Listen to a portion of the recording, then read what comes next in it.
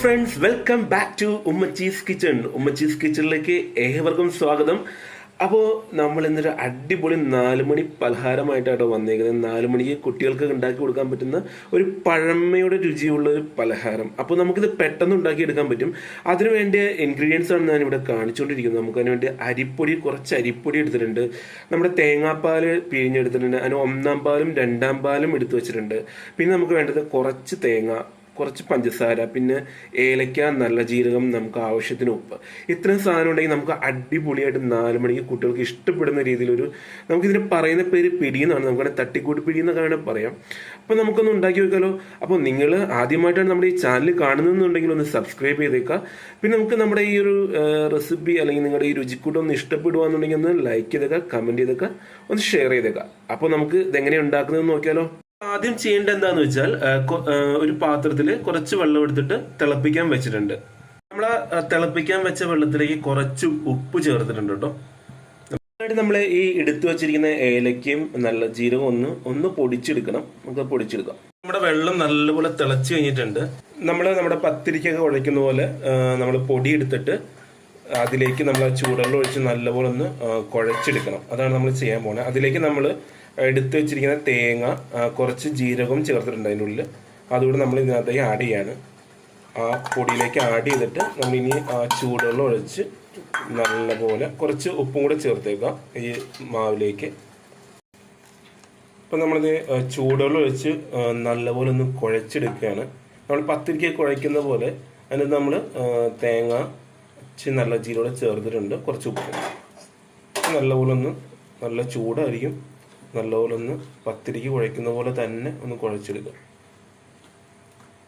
അപ്പം നമ്മൾ ആ മാവ് കുഴച്ച് നല്ല സോഫ്റ്റ് പരുവത്തിന് നമ്മൾ എടുത്തു വെച്ചിട്ടുണ്ട്. ഇങ്ങനെ നമ്മൾ കുഴച്ചെടുക്കണം. നല്ല ചൂടുവെള്ളം ഒഴിച്ചിട്ട് നമ്മൾ കൈ കൊണ്ട് തന്നെയാണത്. നമ്മൾ പത്തിരിക്ക് മുടിയപ്പത്തിനൊക്കെ എടുക്കില്ലേ എന്ന ഒരു രീതിയിൽ തന്നെ നമ്മൾ സോഫ്റ്റായിട്ട് നല്ല മാവ് ഈ രൂപത്തിലാക്കി എടുക്കുക.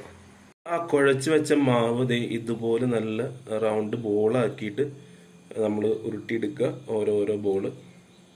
ഒരു പാത്രം വെച്ചിട്ട് കുറച്ച് വെള്ളം വെച്ചിട്ടുണ്ട് തിളപ്പിക്കാൻ വേണ്ടിയിട്ട്. അപ്പോൾ നമ്മൾ വെള്ളം എടുത്തത് നമ്മൾ നേരത്തെ തേങ്ങാപ്പാൽ എടുത്തില്ലേ, ആ തേങ്ങാപ്പാലിൻ്റെ പീരിരിപ്പുണ്ടാവില്ല, അതൊന്നും കൂടെ നമ്മൾ എടുത്തിട്ട് ആ ഒരു വെള്ളമാണ് ശരിക്കും പറഞ്ഞാൽ 3-ാം പാൽ എന്നൊക്കെ വേണമെങ്കിൽ പറയാം. 3-ാം പാലിൻ്റെ വെള്ളമൊക്കെ എടുത്താണ് നമ്മളത്. അപ്പോൾ കുറച്ചുകൂടെ ടേസ്റ്റ് ഉണ്ടാവും. വെള്ളം ചേർക്കുന്നതിനേക്കാളും കുറച്ചുകൂടെ ടേസ്റ്റ് ഉണ്ടാവും. അതിന് വേണ്ടിയാണ് നമ്മൾ അങ്ങനെ ചേർത്തിരിക്കുന്നത്. വെള്ളം നമ്മൾ ആ 3-ാം പാലെന്നൊക്കെ പറഞ്ഞില്ല, അതിൻ്റെ വെള്ളം നല്ല ശരിക്കും തിളച്ചിട്ടുണ്ട്. അപ്പം നമുക്ക് അതിലേക്ക് ഇനി എന്താണ് നമ്മൾ ചെയ്യുന്നത്? അപ്പം നമ്മൾ നേരത്തെ ഉരുട്ടി വെച്ചിരിക്കുന്ന ഉണ്ട നമ്മളതിലേക്ക് പതുക്കെ ഇട്ട് കൊടുക്കുക. ഇപ്പം കൈ ഇടുമ്പോൾ ചൂടുവെള്ളം തെറിക്കാൻ നോക്കുക.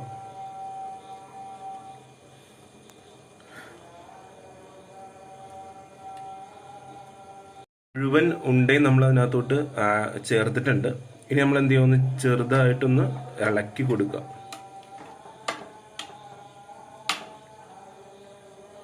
അപ്പോൾ നമ്മൾ എന്ത് ചെയ്യുക, ഇതൊന്ന് തിളയ്ക്കുന്നവരെ നമുക്കൊന്ന് വെയിറ്റ് ചെയ്യാം. ഈ വെള്ളം ഒന്ന് നല്ലപോലെ തിളച്ച് ഇതൊക്കെ ഒന്ന് വെന്ത് കിട്ടുന്നവരെ നമുക്കൊന്ന് വെയിറ്റ് ചെയ്യാം. നമ്മുടെ പിടി ഇപ്പോൾ നല്ലപോലെ തിളച്ചിട്ടുണ്ട്. ഇപ്പോൾ നല്ല വെന്തിട്ടുണ്ടാവും. ഇപ്പോൾ നമുക്കതിലേക്ക് കുറച്ച് പഞ്ചസാര ആഡ് ചെയ്ത് കൊടുക്കാം.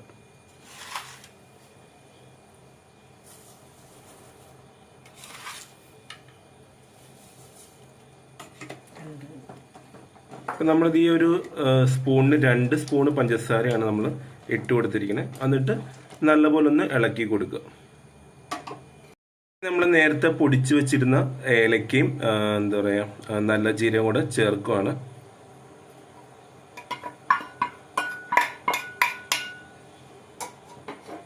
നമ്മുടെ പിടി നമ്മൾ ആ ഇട്ട പഞ്ചസാരയും ഏലക്കാപ്പൊടിയും നമ്മുടെ നല്ല ജീരകമൊക്കെ നല്ല മിക്സ് ആയിട്ടൊന്ന് കുറച്ച് വറ്റിയിട്ടുണ്ട്.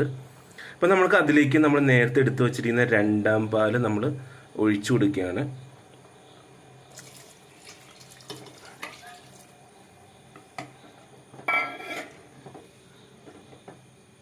അപ്പം നമ്മൾ 2-ാം പാൽ ഒഴിച്ചിട്ടുണ്ട്. അത് നമ്മൾ നല്ലപോലെ ഒന്ന് ഇളക്കി കൊടുക്കുക. നമ്മൾ ഈ 2-ാം പാൽ ഒഴിച്ചതിന് ശേഷം ഒന്ന് ഇടയ്ക്കിടയ്ക്ക് നല്ലപോലെ ഒന്ന് ഇളക്കി കൊടുക്കണം. അല്ലെങ്കിൽ ചിലപ്പോൾ അടി പിടിക്കാൻ സാധ്യതയുണ്ട്.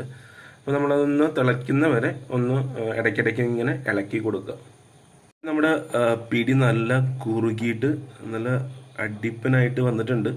അപ്പോൾ നമ്മൾ ഇതിലേക്ക് നമ്മൾ നേരത്തെ തയ്യാറാക്കി വെച്ചിരുന്ന ഒന്നാം പാൽ നമ്മൾ ഒഴിച്ചിട്ടില്ല. അപ്പോൾ നമ്മൾ കറക്റ്റ് പാകമായിട്ട് വന്നാൽ ഇതുപോലെ കുറുകി വന്നതിന് ശേഷമാണ് നമ്മൾ എന്ത് ചെയ്യേണ്ടത്, ആ ഒന്നാം പാൽ ചേർക്കേണ്ടത്.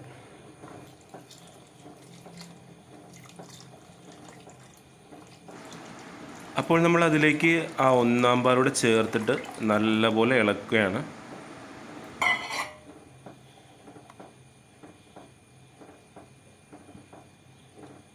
പിടി, തട്ടിക്കൂട്ട് പിടി എന്നൊക്കെ പറയാം, അത് റെഡി ആയിട്ടുണ്ട്.